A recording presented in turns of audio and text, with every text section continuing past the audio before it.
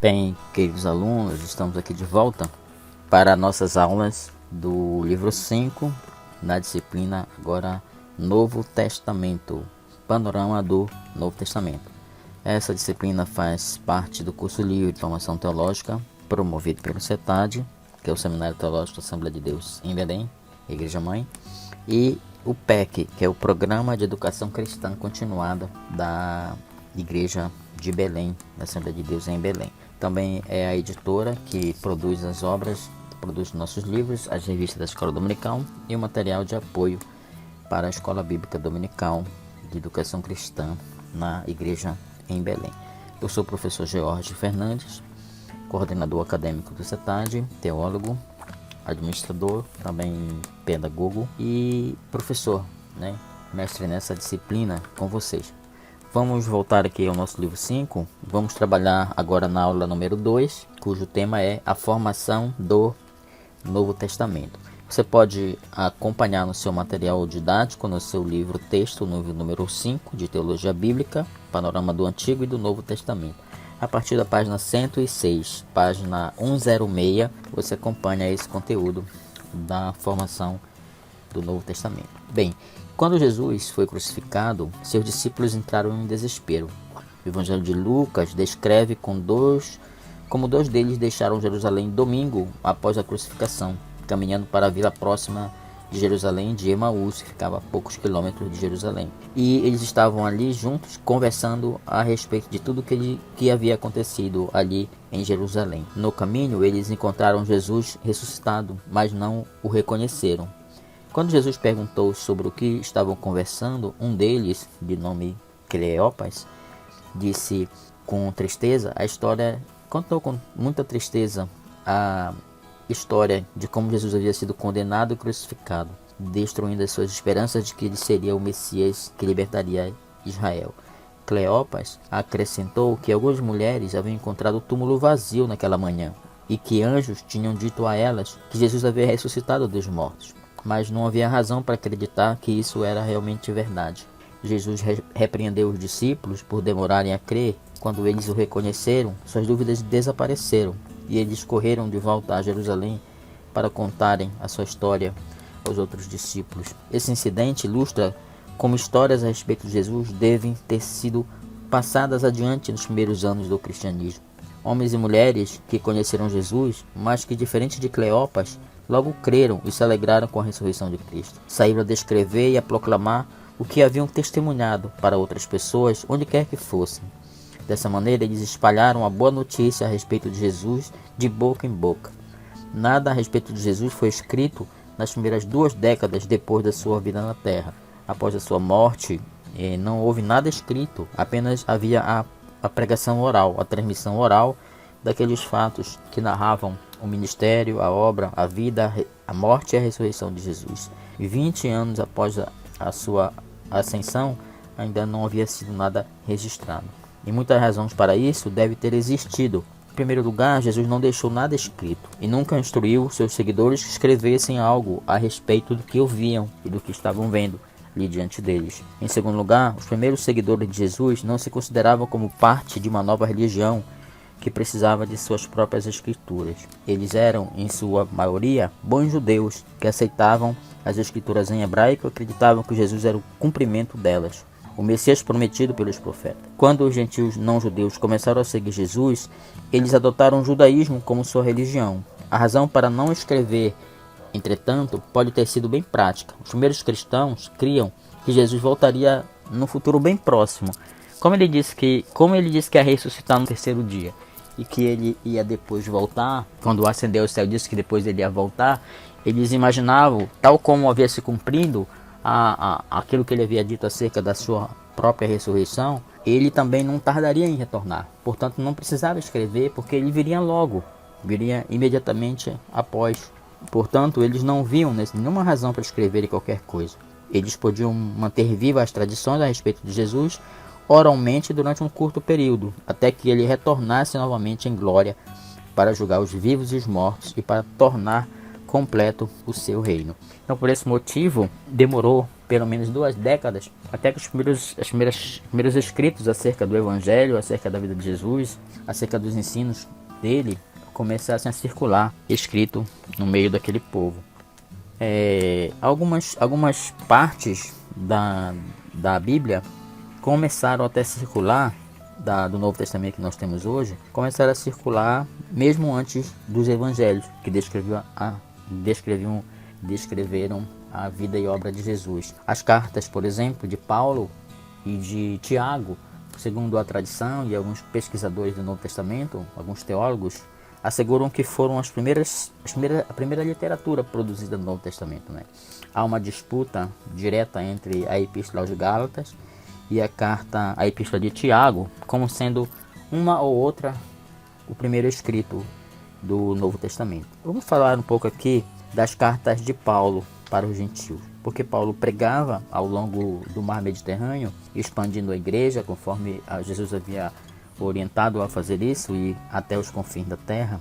Então ele saiu a implantar igrejas em vários pontos do império, e havia necessidade de escrever, de orientar as comunidades que iriam formada, orientar também os seus discípulos, orientar aquelas comunidades acerca de como proceder e algum detalhamento de doutrinas, detalhamento de costumes, detalhamento de culto e tudo aquilo que fosse necessário para um estabelecimento da religião cristã. Então, assim os apóstolos começaram a escrever as cartas para orientar pessoas e orientar comunidades inteiras. Vamos falar um pouco das cartas de Paulo aos gentios. Você pode acompanhar através do nosso livro-texto a partir da página 107, da página 107. Quando Paulo, cujo nome judeu é Saul ou Saulo, tinha 30 anos de idade e era um impulsivo fariseu, isto é, era membro de um dos grupos mais intolerantes da antiga religião judaica. Nós estudamos na aula anterior acerca do grupo dos fariseus. Provavelmente tudo o que ele tinha a oferecer aos gentios era um olhar de desprezo enquanto se afastava de perto deles. Muitos judeus rigorosos como Paulo e outros fariseus evitavam qualquer contato com todos os não-judeus. Alguns ensinavam que até tocar num gentil tornava um judeu impróprio para a adoração a Deus, tornava-o impuro, até que os rituais de purificação fossem realizados e ele voltasse a ter a capacidade de se aproximar de um ritual para Deus, para Jeová. A rivalidade entre judeus e gentios era tão evidente que Tácito, um historiador romano daquele tempo, afirmou que os judeus consideravam o resto da humanidade como todo o ódio dos inimigos. No entanto, a conversão de Paulo afetou muito ao seu modo de ser. Sua conversão aconteceu no caminho de Damasco, quando, com cartas dadas pelos judeus, pelos anciãos e líderes de Jerusalém, para prender os judeus que haviam ingressado no movimento cristão, que ele acreditava naquele momento ser perigosamente herético e uma seita, subitamente, próximo ao meio-dia, ele, no caminho naquela estrada, ouviu uma luz brilhante, mais brilhante que o sol, que o atingiu, e uma voz que ecoou, dizendo assim: "Eu sou Jesus, aquele que você persegue." Na verdade, literalmente, o texto diz assim: "Saulo, Saulo, por que me persegues?" Aí Saulo perguntou: "Quem és tu?" E ele respondeu: "Eu sou Jesus, aquele que você persegue." Então Jesus designou Saulo, que depois passou a se chamar Paulo, para pregar aos gentios. Ele disse assim, está em um relato mais preciso em Atos 26, de 15 a 18, quando Paulo está falando acerca desse acontecimento. Esse acontecimento, a conversão dele na estrada de Damasco, aconteceu o primeiro registro no capítulo 9 do livro de Atos. Mas no capítulo 26, quando ele faz a defesa da sua fé diante do rei Agripa, ele cita assim, com muita convicção aquela conversão para o rei Agripa, a ponto de o rei Agripa dizer: "Paulo, tua sabedoria, tuas palavras fazem delirar. Porventuras, quer me fazer um cristão através dessa sua eloquência?" Mais ou menos assim. Foi nesse capítulo 26 de Atos que ele pregou esse sermão acerca do seu testemunho de salvação, de conversão. Então, Jesus designou Paulo para pregar aos gentios. Ele disse assim: "Você vai abrir os olhos deles por meio da fé em mim. Eles serão perdoados de seus pecados e passarão a ser parte do povo escolhido de Deus." Você lê isso em Atos 26, capítulo 15, versículo 18. De sermões que Paulo pregava, ele resolveu escrever as cartas que são as suas epístolas. Inicialmente o ministério de Paulo se limitou a falar em público, ele começou pregando, logo começou a pregar em Damasco, e ele começou a ser perseguido por causa disso, e até certa ocasião ele foi perseguido pelos judeus, e ele foi salvo sendo colocado em um cesto, e foi descido pela muralha da cidade para que fugisse e não fosse atacado pelos seus opositores. Então, o sermão de Paulo, ele tinha um certo esboço, né? Falando na linguagem de hoje, quando a gente prepara um sermão, começa aquele esboço de pontos e sobrepontos e frases de ligação. Então, era mais ou menos assim a estrutura do que Paulo pregava em público. Ele contava a história da visão que ele teve, da sua conversão, o seu testemunho, o que ele havia aprendido dos apóstolos a respeito de Jesus. Então ele afirmava aquilo que ele havia conversado a respeito do que Jesus falou, do que Jesus ensinou, para que ele pudesse reproduzir nas suas mensagens. Ele falava como Jesus cumpriu as profecias do Antigo Testamento, como ele era o Messias, que Deus havia prometido enviar, não tinha dúvida disso, e pregava isso com muita convicção. Paulo dividia as tarefas pastorais naquele início do seu ministério com Barnabé, ministrando para uma congregação mista de judeus e gentios na cidade de Antioquia, na Síria. Essa igreja, aparentemente, havia surgido a partir de cristãos viajantes que levavam a boas novas a respeito de Jesus. Com o tempo, essa igreja resolveu levar as boas novas a outros lugares. Guiados pelo Espírito Santo, a congregação de Antioquia comissionou Paulo e Barnabé como missionários. Isso desencadeou a primeira das 3 conhecidas viagens missionárias de Paulo, durante as quais ele percorreu 16.000 quilômetros através do Oriente Médio, sul da Europa, da Ásia Menor e várias outras regiões em boa parte do mar Mediterrâneo. Na sua segunda viagem, Paulo reconheceu que tinha um sério problema. Em geral, ele permanecia naquelas cidades apenas alguns dias ou semanas. Esse tempo era suficiente para ensinar o básico da religião cristã, mas não era tempo suficiente para preparar cristãos maduros. Depois que Paulo deixava as cidades, alguns desentendimentos às vezes surgiam, ou pregadores viajantes chegavam e ofereciam outra mensagem diferente daquela que ele havia pregado, diferente daquele evangelho que ele havia ensinado, e confundia as pessoas e dividia as igrejas. Em alguns casos, as igrejas enviavam mensageiros com essas questões para Paulo, em vez de voltar correndo para as igrejas, que às vezes já estava a centenas de quilômetros para trás. Paulo então resolvia escrever as cartas, as epístolas. Quase a metade dos livros do Novo Testamento são cartas de Paulo. Aproximadamente, objetivamente, 13 cartas Paulo escreveu que estão nas nossas Bíblias, né? Que estão registrados na nossa Bíblia.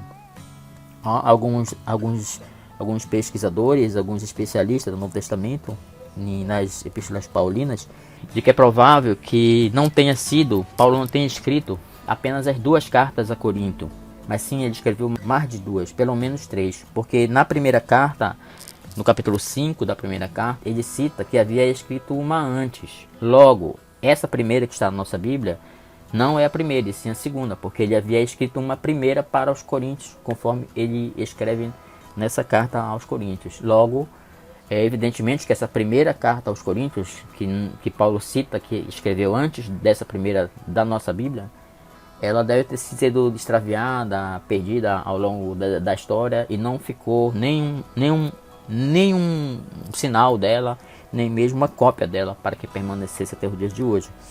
Portanto, ficou apenas registrado essas 2 que está contida na nossa Bíblia, no Novo Testamento canônico que temos hoje.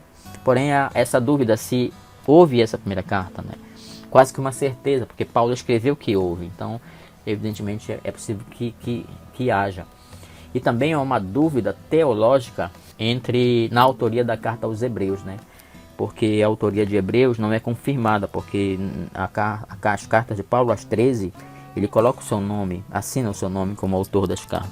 Na carta aos Hebreus não assina Paulo e não assina nenhuma outra pessoa, mas há evidências que, pela característica literária de Hebreus, abre um leque para uma possibilidade de Paulo ter escrito essa carta. Mas não significa que há certeza disso. Isso são conjecturas, são teses, são hipóteses que precisariam ser. Eu digo sempre, quando eu estou dando aula no seminário, ao vivo, né, com meus alunos, que tem 2 perguntas que, quando eu chegar no céu, e me encontrar ali com o apóstolo Paulo, tem duas perguntas que me fazem nas aulas, né? E eu não tenho a resposta. E eu gostaria que Paulo me desse essa resposta, né? Para eu, nem que seja no céu, eu aprenda essas e tenha a resposta para os meus alunos que não tenho hoje, que é o que foi aquele espinho na carne, realmente o que foi aquele espinho na carne, que está na carta aos Coríntios, na segunda carta aos Coríntios, e também se ele escreveu ou não a carta aos Hebreus. São duas perguntas que eu gostaria de fazer para ele. Você, Paulo, foi e escreveu a carta aos Hebreus, ou foi Apolo, ou foi Silas, ou foi Lucas? Quem foi que escreveu essa carta? Né? Foi você ou não? E perguntava para ele qual era o espinho na carne que você se refere na sua carta aos Coríntios. Então, essas são dúvidas que surgem. Se, por exemplo, em hipótese, se houve outra carta aos Coríntios, e se Paulo fosse o autor de Hebreus, somaria as 13 mais 2, né? Então, ainda há também mais uma citação de Paulo, quando ele escreveu a carta à igreja de Colosso, que ele havia escrito uma carta também da igreja de Laodiceia. Logo, também há uma dúvida se houve ou não essa carta à igreja de Laodiceia, né? As Laodicenses seria o caso, né? Tem a Colossenses, Filipenses, Laodicenses. Seria outra carta ainda, daria 16 cartas, mas são só hipóteses, são só teorias que o próprio texto não responde, ou seja, não há uma evidência textual de que Paulo teria escrito essas outras cartas. Então, por certo, nós temos as 13 devidamente comprovadas, canonizadas, que fazem parte das 27 obras, dos 27 livros que estão no Novo Testamento. Portanto, quase a metade dos livros do Novo Testamento são cartas de Paulo. Por elas terem sobrevivido, temos um retrato vivo de como Paulo cresceu na fé e de como a igreja dos gentios foi aos poucos tomando formas, porque foram devidamente orientadas pelos escritos paulinos. As cartas de Paulo são provavelmente os livros mais antigos do Novo Testamento. Como eu falei ainda há pouquinho, que há uma discussão se a carta de Gálatas, se a carta de 1 Tessalonicense poderiam ter sido os primeiros escritos cristãos, né? Os primeiros livros, juntamente com a carta de Tiago, também são teses, hipóteses, conjecturas. Esses livros teriam sido, cabalmente sabemos que um desses três é o primeiro, e todos foram escritos antes dos evangelhos, portanto foram os primeiros escritos ali do Novo Testamento. Muitos estudiosos afirmam que 1 Tessalonicenses teria sido a carta mais antiga de Paulo. Há outros que dizem que é Gálatas, e há outros até que afirmam que foi Tiago, irmão do Senhor, irmão de Jesus, que escreveu antes de Paulo. Está toda essa discussão teológica. Graças a Deus que são só especulações e que saber quem é a primeira ou a segunda não salva ninguém. Quem salva ninguém é a fé em Cristo Jesus, entregar sua vida a Ele, reconhecer que Ele é o Senhor e Salvador da sua vida, e então será salvo. São apenas teologia. Então, depois que Paulo deixou Tessalônica durante a sua segunda viagem missionária, aproximadamente por volta do ano 50 depois de Cristo, os cristãos aparentemente lhe enviaram uma mensagem. Eles estavam confusos sobre a segunda vinda de Jesus e também preocupados com o que aconteceria com os cristãos que morressem antes que Jesus voltasse. Os mortos seriam salvos ou estariam perdidos? Paulo assegurou aos cristãos que quando Jesus retornasse, aqueles que morreram crendo em Cristo ressuscitariam primeiro. Então ele escreveu essa carta escatológica até orientando sobre isso. Está em 1 Tessalonicenses, capítulo 4, versículo 16. Essa questão de qual a primeira carta de Paulo, se a gente for olhar assim, questão da cronologia de Paulo, vejam bem, a primeira viagem foi a Galácia, a região da Galácia. Lá ele fundou algumas igrejas, né?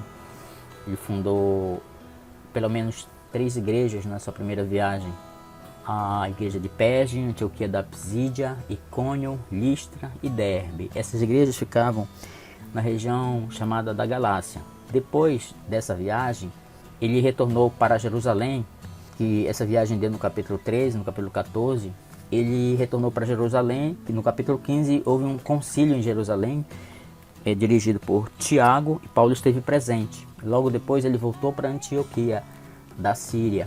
E depois ele viajou, fez a segunda viagem, que já está no capítulo 15, né? Depois do concílio de Jerusalém, ele volta para Antioquia e faz uma viagem novamente para uma segunda viagem missionária. Nessa segunda viagem é que ele vai para a Europa e entra em Tessalônica. Depois, no retorno, ele recebe essas... Então, vejam bem, analisando a cronologia de Paulo, se ele foi para Galácia, pregou lá, depois ele escreve a carta ao Gálatas, dizendo que alguém foi lá e pregou um evangelho diferente dele, e que se a pessoa pregar um evangelho diferente é considerado anátema, maldito. Ele deve ter escrito essa carta da Galácia logo depois da primeira vez que ele foi lá, em função das dúvidas que ficaram. Então há uma possibilidade mais lógica, coerente, de que tenha sido Gálatas e não 1 Tessalonicense, a primeira carta. Mas são teses, né, que dá para tentar descobrir isso e fazer uma dissertação no mestrado ou doutorado sobre essa questão de qual foi a primeira epístola realmente escrita do Novo Testamento.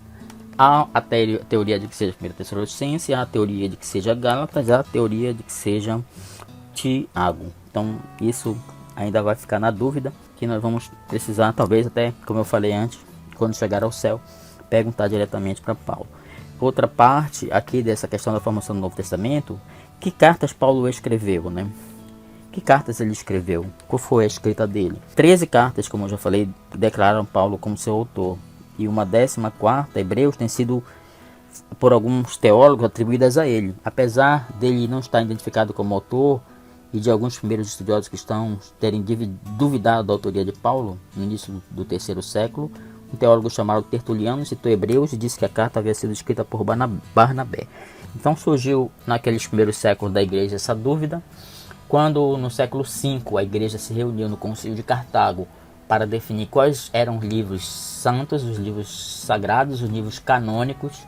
Eles fecharam questão acerca dos 27 livros definitivos que compõem hoje o cânon do Novo Testamento. E nesses 27 livros eles atribuíram apenas 13 cartas a Paulo, e Hebreus disseram que era uma autoria anônima. Não dava para ter uma certeza, porque não havia uma evidência textual no texto de que Paulo havia sido o autor dela, tá? Então, precisamente, que carta Paulo escreveu é uma questão que continua em debate, apesar do nome de Paulo aparecer em 13 delas. Era comum, em tempos antigos, que alunos escrevessem em nome e seguindo a mentalidade do mentor, como uma forma de honrar aquela pessoa e aplicar seus ensinamentos em novas situações que surgirem. Alguns estudiosos da modernidade dizem que foi isso que aconteceu com 2 Timóteo e Tito, que são cartas diferentes de outras das cartas de Paulo, em muitos sentidos, incluindo o estilo e a escrita. Cerca de um século depois da morte de Paulo, essas cartas estavam sendo colecionadas e reunidas em um só volume. Eram então circuladas por toda a igreja. As cópias mais antigas que se conhecem geralmente incluíam 10, 11 cartas, 12, 13, algumas vezes incluíam até Hebreus. Então, naquele momento havia toda essa discussão até o 4º século. No finalzinho do 4º século, início do 5º século, e precisamente em 397, no final do 4º século, e as cartas de Paulo foram organizadas e canonizadas, né, pelo cânon. Entraram definitivamente no cânon. E a carta são a ordem como está na nossa Bíblia: Romanos, 1 Coríntios, 2 Coríntios, Gálatas, Efésios, Filipenses, Colossenses, Tessalonicenses, 1 Tessalonicenses, 2 Tessalonicenses, 1 Timóteo, 2 Timóteo, Tito e Filemão. É a ordem dessas 13 cartas que estão presentes na nossa Bíblia. Com o tempo, a ordem de Gálatas e Efésios foi trocada, as cartas de Timóteo e Tito foram adicionadas e colocadas na frente da mais curta delas. A carta de Filemão e Hebreus foi mudada para o final porque não identificavam o autor. Então, assim foi feito o arranjo dos nossos livros e nossas Bíblias, não pela cronologia, pela data, pela sequência que foram sendo escritas, mas sim por uma ordem lógica para facilitar o entendimento e o acompanhamento da teologia das cartas do Novo Testamento, né? Eu creio que tudo que diz respeito às Escrituras, sejam a inspiração, seja a escrita pelos autores, seja a temática desenvolvida pelos autores, seja um método, o material que eles utilizaram, seja a forma, seja a data, o local, tudo foi orientado pelo Espírito Santo. Tudo foi orientado pelo Espírito Santo. Até eu acredito a forma que eles colocaram nas nossas Bíblias esses livros, organizaram assim naquela ordem, eu creio que foi conduzido por Deus, pelo Espírito Santo, para que assim ficasse dessa forma. Então, assim, as cartas, indiscutivelmente, cronologicamente, foram os primeiros escritos, né? Quando o cânon fechou, surgiram ali já no primeiro século, por volta do ano 50. Quando o cânon foi fechado no século V, em 397, em diante, no final do século, eles confirmaram, né, essas cartas e como as primeiras que foram produzidas. Como era o uso dessas cartas no primeiro século? Se fossem tiradas as cartas do Antigo Testamento, pouco lhe seria retirado. Nenhum livro do Antigo Testamento é uma carta. Apesar de haver referências a algumas cartas como comunicadas enviadas pelos reis, por exemplo, em Esther, livro de Esther, fala de cartas dos reis, alguma coisa assim, mas nenhuma foi canonizada, nenhuma entrou no cânon judaico, por exemplo. Então, não se tirasse, vou retirar as cartas do Antigo Testamento, não afetaria nada, porque não houve carta, né? Não havia esse gênero literário. Já no Novo Testamento aparecem 21 cartas, né? 13 de Paulo e 8 gerais, 21 cartas. Se resolvesse tirar essas cartas, aí ficaria restrito o Novo Testamento a 6 livros só, e não os 27.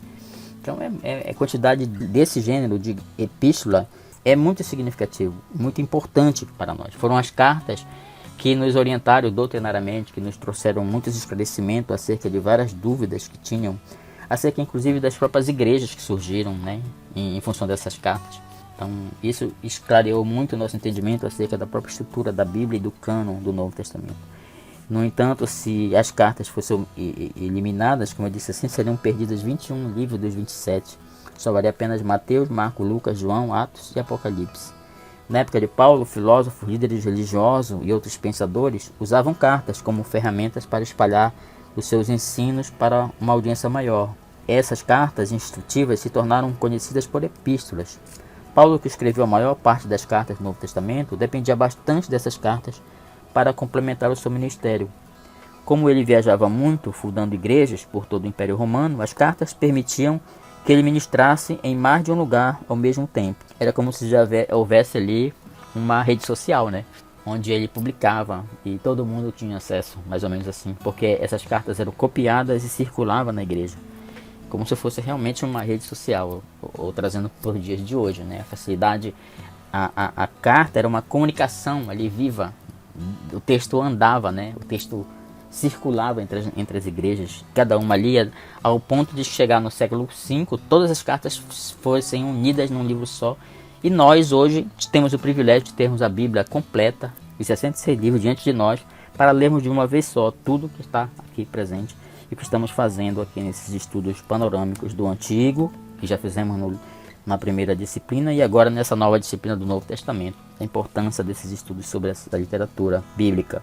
Enquanto pregava em uma cidade, ele escrevia para congregações distantes e para pastores, geralmente com a intenção de que suas cartas fossem lidas em alta voz durante as cerimônias de adoração e, ocasionalmente, que circulassem em outras igrejas. Ele disse à igreja em Colossos que passasse sua carta adiante à igreja dos Laodicenses, está em Colossenses 4,16. Paulo geralmente ditava suas cartas para um escriba, às vezes adicionando uma ou duas frases no final com sua própria letra. Apesar dos romanos terem o seu próprio sistema postal, ele era apenas para o uso oficial. Os cidadãos comuns tinham de depender de caravanas, outros viajantes, no caso de Paulo, de companheiros de trabalho, discípulos seus que geralmente entregavam a carta e permaneciam algum tempo para ajudar a congregação e pôr em prática os conselhos que Paulo havia escrito.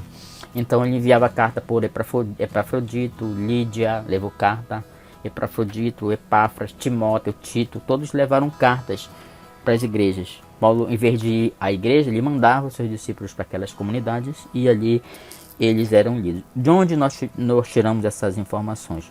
Das próprias cartas de Paulo, ele menciona isso. Qual foi a pessoa que levou, que portador daquela carta. Com relação às pessoas que ajudavam ele, como é que nós sabemos que tinha pessoas que escreviam para ele? É porque tem um certo homem de nome Terto, que no final da carta aos Romanos, ele diz: eu, Terto, assino esta carta. Então, o próprio amanuense, a própria pessoa que ajudou Paulo, colocou o nome dele, né? Como nós dizemos hoje, ele saiu na foto, ele colocou o nome dele, para que constasse o nome dele como coautor da carta, né? Como Paulo pedia para ele escrever. Outro também que foi colaborador de Paulo, pode ter escrito várias cartas para ele, era o companheiro dele de viagem, Lucas, que era um exímio escritor, e também o Silas, também, que foi companheiro dele de viagem, o ajudava também nessa composição de escrita de algumas cartas. Como então era escrever uma carta, né? Como era escrever uma carta naquela época? Qual era a estrutura da carta, da redação da carta? Quando escrevemos uma carta atualmente, geralmente seguimos um modelo que inclui a data junto com a saudação e uma despedida formal no final. Escritores da época de Paulo agiam de forma semelhante. Apesar de terem um modelo diferente, esse modelo era o que Paulo geralmente, apesar de sentir-se livre para adaptá-lo, usava. Ele tinha uma saudação, uma introdução, um corpo do texto que ele ia escrever, e depois ele tinha uma despedida no final de cada carta. A saudação, a maioria das cartas escritas em estilo grego, começava identificando o autor, destinatário, junto com a palavra saudações. Tiago, também na epístola dele, segue esse estilo. Paulo adicionou uma particularidade: em vez de saudações, ele começa a carta com uma bênção. Ele sempre, por exemplo, Romanos 1,7, que a graça e paz de Deus, nosso Pai, e do Senhor Jesus Cristo estejam com vocês. E depois ele começava algumas saudações para algumas pessoas, nominais, e depois ele começava uma introdução. Nas cartas mais pessoais em grego, os escritores frequentemente começavam dando graças, fazendo agradecimento, especialmente aos deuses. Paulo, por outro lado, geralmente começava agradecendo a Deus e elogiando os destinatários. Ele também gostava de adicionar pequenas orações pelo destinatário. Você percebe isso na primeira carta aos Coríntios, do capítulo 1, logo no início. Nas orações na carta aos Efésios, logo no início do capítulo 1, logo na introdução, ele pedia para orar pela pessoa. Depois vem o corpo do texto, né? A mensagem principal nas cartas gregas geralmente começava com uma declaração concisa sobre o propósito da carta. Paulo seguiu este modelo na sua carta aos Coríntios, quando apelou para que parassem de discutir uns com os outros. Está em 1 Coríntios, logo no início. Paulo queria que as cartas tivessem tanta autoridade como se ele estivesse falando pessoalmente com eles. Na realidade, alguns o acusavam de ser mais severo nas cartas do que quando olhava as pessoas nos olhos. É como se ele tivesse mais coragem de falar pelas cartas do que falasse pessoalmente. Lá em Coríntios, na segunda carta aos Coríntios, capítulo 10, versículos de 10 e 11, uma acusação de Paulo negou, prometendo... Há ali uma acusação que Paulo negou, prometendo provar isso quando chegassem lá.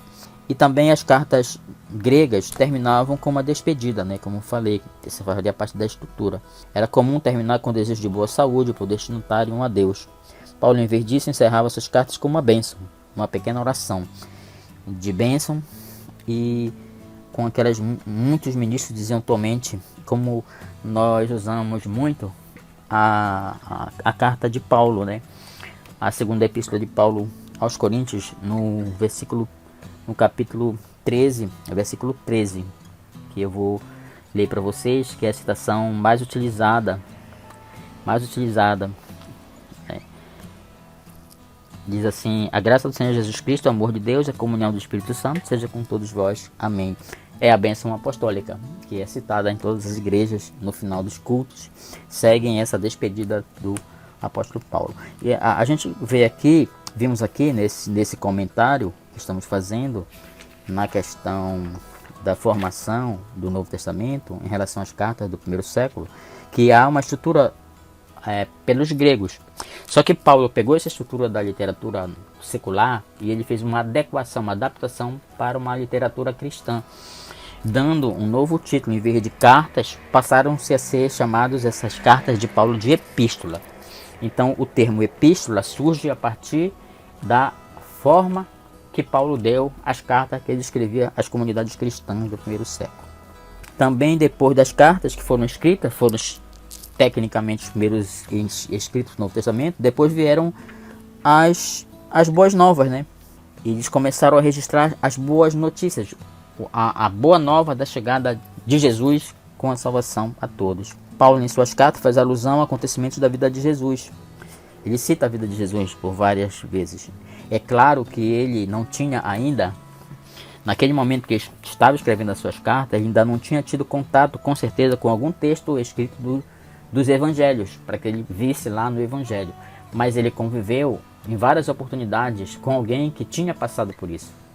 Paulo esteve em Jerusalém, ele esteve no concílio, logo no capítulo 15 de Atos, e lá ele conversou com João, conversou com Tiago, que era irmão de Jesus, conversou com Pedro bastante, levou Pedro para Antioquia com eles. Eles estiveram passando um bom tempo em Antioquia, pelo menos um ou dois anos, e lá até eles tiveram uma pequena desentendimento, tá? E ele também trabalhava diretamente com Lucas. Naquele momento que Paulo ficou preso na terceira viagem, Paulo ficou preso em Jerusalém por 2 anos e meio. Nesse período de 2 anos e meio, Lucas o acompanhava nessa viagem. E Lucas ficou em Jerusalém esperando por Paulo. Segundo alguns historiadores, teria sido nessa parada de Lucas por 2 anos em Cesareia, em Jerusalém, que ele compôs o Evangelho de Lucas. Ele compôs a vida de Jesus, porque ele pesquisou lá naqueles líderes, naquelas pessoas que viram os fatos, foram testemunhas oculares dos fatos.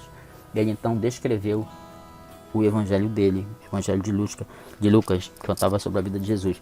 É possível que ele e Paulo tiveram várias conversas e que Lucas tenha passado para Paulo. Marcos também foi discípulo. Marcos, que é outro evangelista, esteve muito contato com Paulo. Marcos viajou na primeira viagem com ele. Então Marcos sabia muita coisa acerca do ministério e vida e obra de Jesus, tanto que escreveu o Evangelho. Lucas também escreveu o Evangelho. João escreveu o Evangelho. Pedro foi um personagem muito próximo de Jesus, estava entre os três, aqueles três que estavam sempre com ele. Então ele teve contato com pessoas, por isso ele sabia muito acerca da vida de Jesus. Embora as palavras de ação de Jesus não tivessem sido colocadas escritas em textos, só por volta do ano 60 que começaram a ser escritos, não existia nenhuma obra completa sobre Jesus até aquele momento.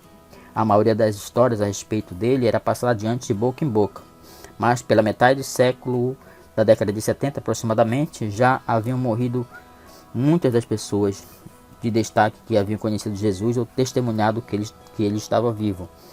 Entre elas estavam Pedro, Paulo, Tiago, o irmão de Jesus. Eram aqueles que ainda viviam e podiam passar adiante o que sabiam a respeito de Jesus.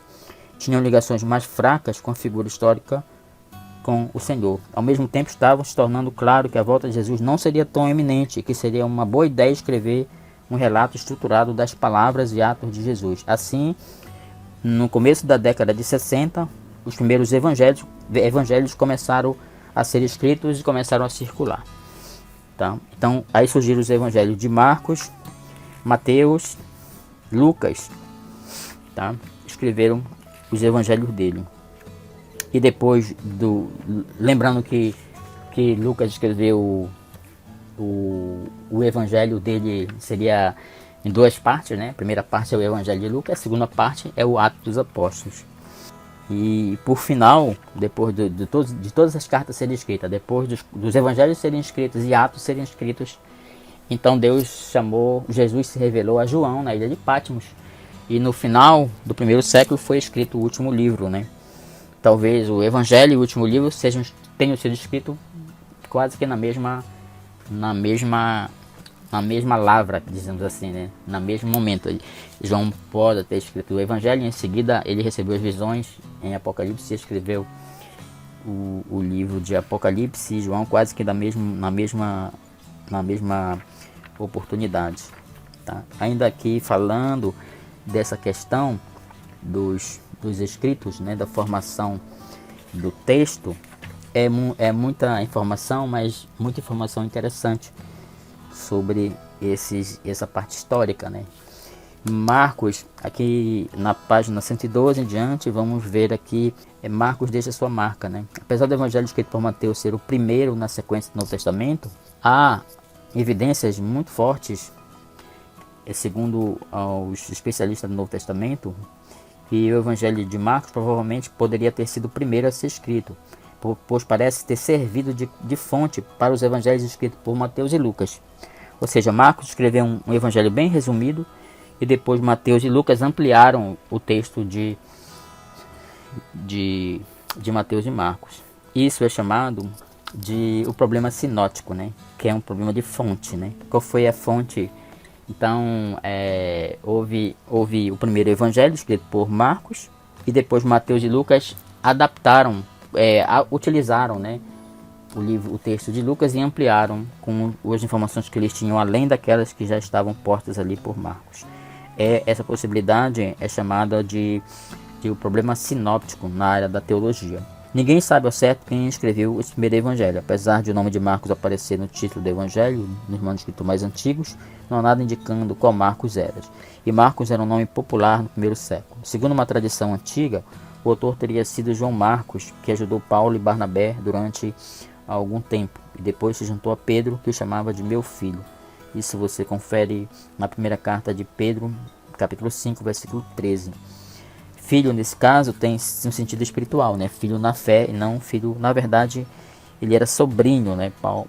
João Marcos seria sobrinho de Pedro. De acordo com Pápias, ou Papias, depende da tradução, um bispo do segundo século, que é citado por Eusébio na obra História da Igreja, que foi escrita no quarto século, teria dito que Marcos escreveu o evangelho fundamentado nos ensinamentos de Pedro.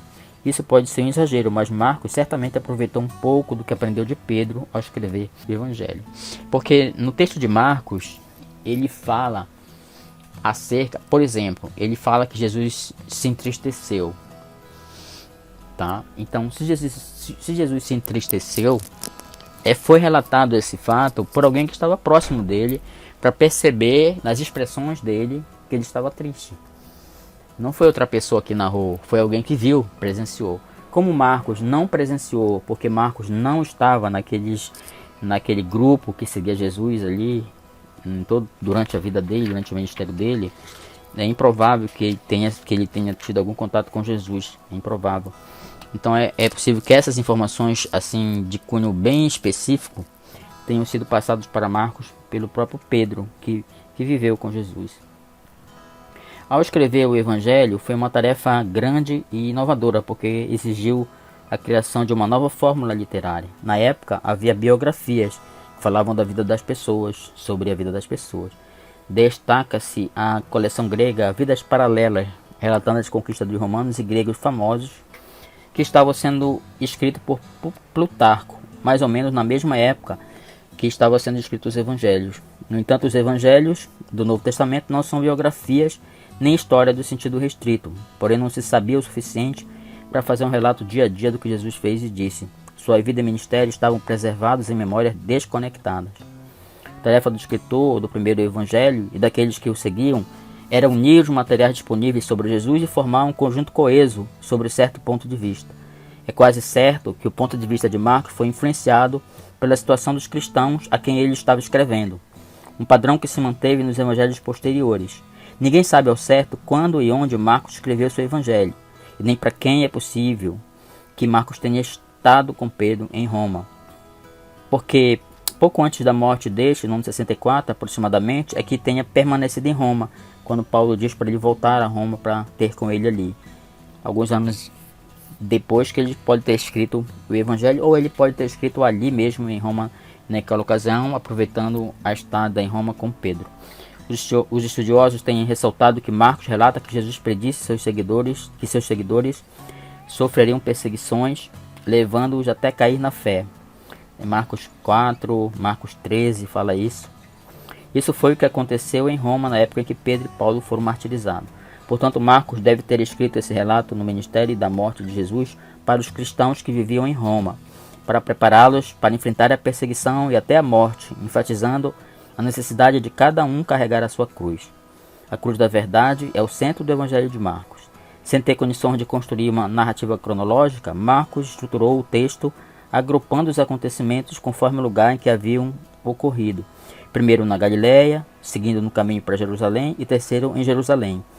Às vezes, ele agrupava acontecimentos ou ditos semelhantes, como ocorre com as 3 parábolas sobre sementes relatadas no capítulo 4. Alguns estudiosos acreditam que o relato da paixão, que é o julgamento e morte de Jesus, que Marcos dispôs em uma narrativa já existente, uma grande parte do Evangelho de Marcos é dedicada ao relato da paixão e morte de Jesus, e o Evangelho termina abruptamente nos manuscritos mais antigos, com as mulheres saindo do túmulo vazio, de que sem contar nada a ninguém, porque estavam com medo. Terminando Marcos 16, no versículo 8. Esse final perturbou os cristãos desde o início, porque as mulheres não se alegraram com a ressurreição.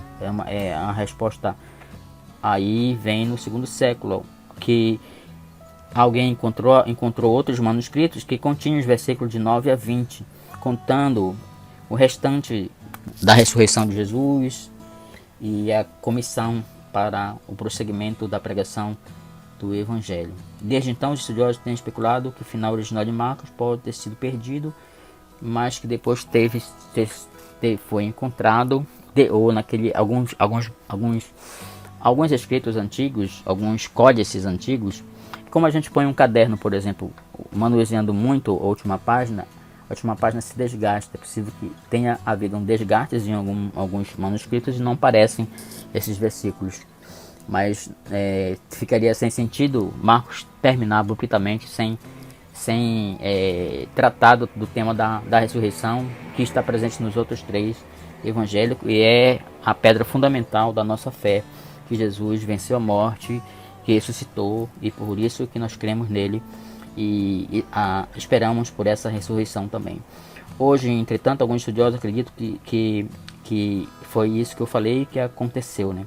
A ponto que Marcos fez uso porque havia necessidade de se falar acerca da ressurreição de Cristo. Precisava, de fato, dizer que Jesus havia ressuscitado e que ele era o Senhor, inclusive, da vida. Depois vem os evangelhos de Mateus e Lucas, que seguem Marcos, como já falei. O evangelho de Marcos foi muito apreciado e cópias dele foram levados para comunidades cristãs distantes da sua. Isso deve ter estimulado outros escritores a escreverem. Na introdução de Lucas, ele diz que muitas pessoas têm se esforçado para escrever a história das coisas que aconteceram entre nós.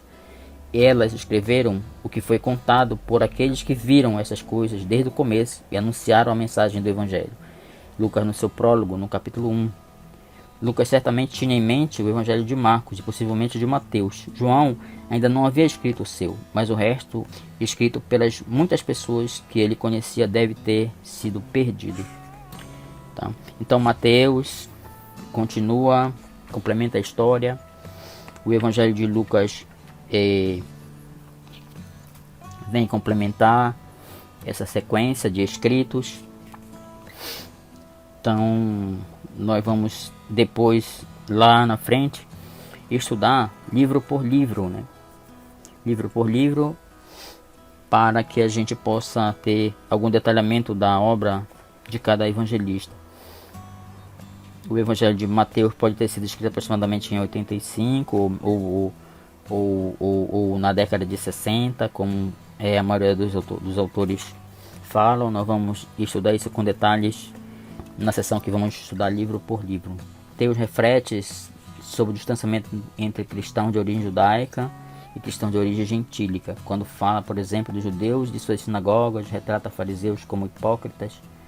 O evangelho de Mateus enfatiza a igreja enraizada no ensinamento de Jesus. A igreja é construída sobre uma rocha, e nem a morte poderá vencê-la.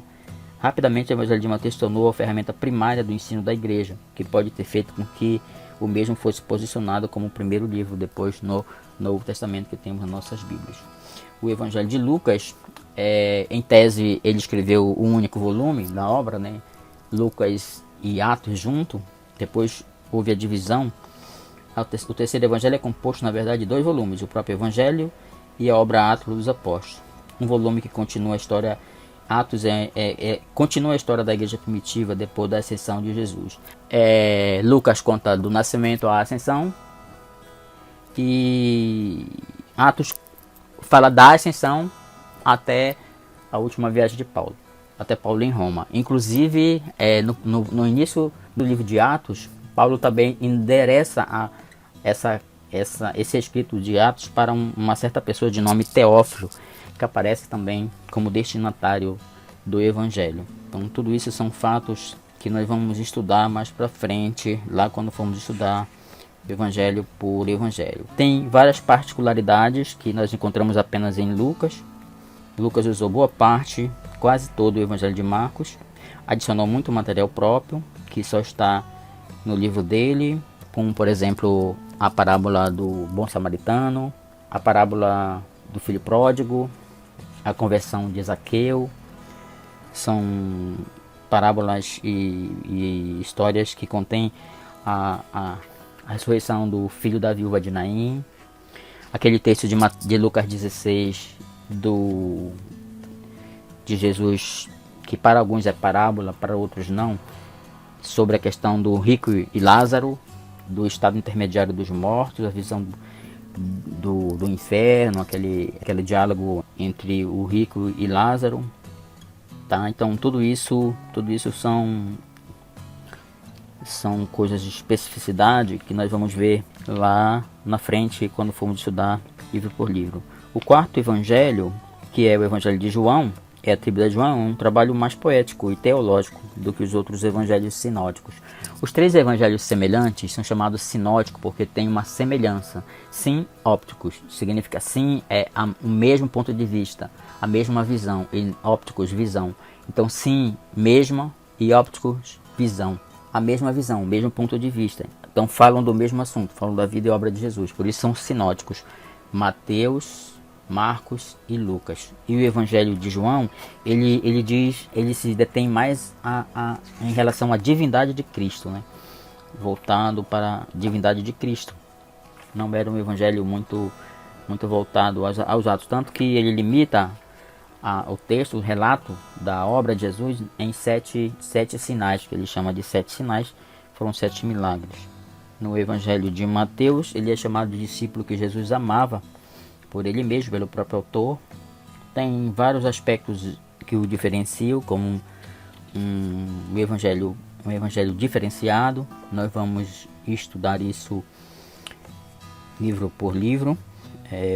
O Evangelho de João com certeza foi um dos últimos a ser escrito, por volta dos anos 90, talvez um pouquinho antes de Apocalipse, mas até 95 deve ter sido escrito João e Apocalipse quase que no mesmo tempo, né? Na mesma lavra, no mesmo momento que João sentou para escreveu os dois logo de uma vez. Diferentemente de outras edições de texto de João, essa não aparece em muitas cópias do Evangelho de João. Alguns estudiosos, acredito, conhecem uma história antiga que foi deixada fora dos evangelhos. Aquele também da mulher pega em adultério é um texto exclusivo de Lucas. Aliás, de João, desculpa, estou já confundindo. Tá? Então, nós vamos estudar isso detalhadamente quando estudarmos livro por livro, essa questão. Tá bom? Então esse aqui nós vamos estudar as cartas, vamos estudar os evangelhos, as cartas, vamos estudar Judas, Apocalipse, estudar um por um dessas obras isoladamente, com mais detalhes, tá? Na próxima aula a gente já vai tratar essa questão do Novo Testamento escrito livro por livro. Vamos trabalhar um por um dos 27 livros, conforme nós fizemos com livros do Antigo Testamento, tá bom? Então nós vamos ficando por aqui nessa nossa segunda aula, nessa questão da formação do texto, né? Da formação do texto do Novo Testamento, tá bom? Então era isso que tínhamos na aula de hoje. Obrigado pela paciência, por vocês estarem conosco até agora nesses estudos. Continuem, tenham fé, tenham resiliência, resistam às tentações, às dificuldades. Vamos continuar esse estudo. Não há coisa mais importante, mais legal, mais interessante do que estudarmos a palavra de Deus, que estudarmos os livros da Bíblia. Tá? Infelizmente não dá tempo de detalhar mais ainda, mas já temos tido muitas aulas, muito tempo mesmo, horas e horas de estudos em toda a Bíblia. Não é fácil, é difícil para vocês, é difícil para mim ministrar, todo esse conteúdo, mas Deus tem sido fiel conosco, tem sido misericordioso, tem sido justo, tem nos dado esse privilégio. Eu oro para que Deus coloque em vocês dons do Espírito Santo dele, de sabedoria da palavra, de conhecimento da palavra, de entendimento, que vocês possam ser iluminados, que eles façam que o Espírito Santo entre em suas mentes, façam lembrar de tudo que nós temos estudado, não só dessas matérias de teologia bíblica, como todas as matérias, teologia pastoral, teologia sistemática, teologia prática, que temos estudado, aprendido muitas coisas interessantes neste curso. Procurem colocar em prática tudo isso, todo esse conteúdo que vocês têm recebido de Deus através dos livros, através das palestras, através dessas aulas, através das suas leituras, através dos livros que estão sendo colocados no grupo, para que vocês possam ampliar esses estudos. Que Deus abençoe ricamente vocês, que Deus possa abençoar suas vidas, suas famílias, seus ministérios, tudo aquilo que vocês possam fazer. Deus está convosco, Deus está com vocês, Deus está fortalecendo, haverá de dar para vocês aquilo que vocês precisam espiritualmente para serem grandes obreiros aprovados, que sabem manipular, manusear, aplicar a fiel e boa palavra de Deus. Ó Pai, nós oramos que seja assim, em nome de Jesus. Amém, amém. Glória a Deus. Até a próxima aula, onde vamos estudar o Novo Testamento, livro por livro. Estaremos juntos em nome de Jesus. Amém, amém e amém. Glória a Deus.